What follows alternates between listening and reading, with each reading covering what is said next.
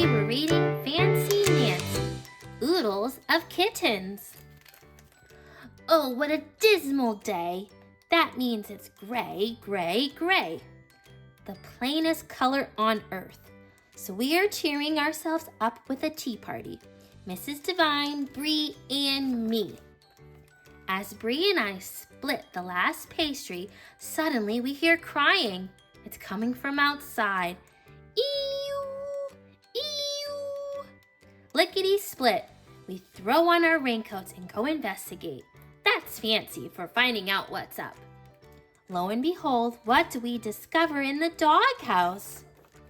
A cat. And that's not all. There are kittens, oodles of them. 1, 2, 3, 4, 5. Bree and I clutch each other. I am practically hyperventilating. That means I'm so excited, I almost faint. Mrs. Devine helps us get the cat and kittens inside. Poor cat, she's a stray, she says. She never had a home. Then Mrs. Devine explains that a brand new mother cat is called a queen. Ooh la la, how fancy. We find a carton and line it with soft towels. We decorate the carton and voila, a home fit for a queen. For many days, all we do is peek in on the little family. The kittens cannot see or hear yet. They just sleep and drink milk. We call the queen Your Majesty, Maj for short. She is very nurturing, which means she is an excellent mother. Little by little, the kittens grow and change. They are way cuter than cute. They are precious, darling, absolutely adorable. These two are always together. They like to roughhouse and tumble over each other. We don't like to play favorites, but I must confess we love them the best. Mrs. Devine is going to keep Maj, but soon it is time to find good homes for the kittens. One by one, the kittens leave for new homes. Au revoir, we say each time one leaves. That's French for goodbye. We are sad, but not broken-hearted because Bree and I get to keep our favorites. We name them Sequin and Rhinestone. I shower Sequin with oodles of attention. I can't stop hugging and kissing her. No, Frenchy, I can't walk you now, I say. It's time for Sequin's dinner.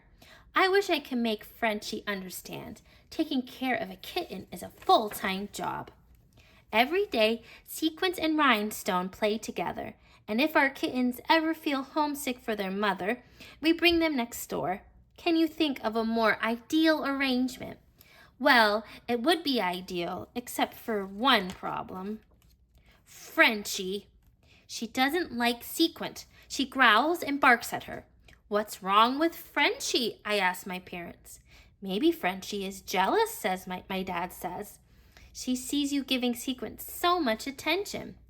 You don't remember, my mom says, but after Jojo was born, you were very jealous. Me? Jealous?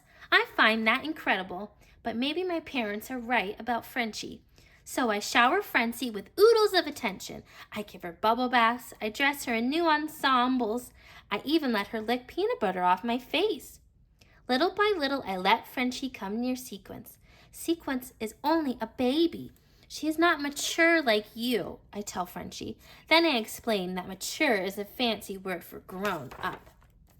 Ooh la la, it seems to be working. Frenchy stops growling at Sequin.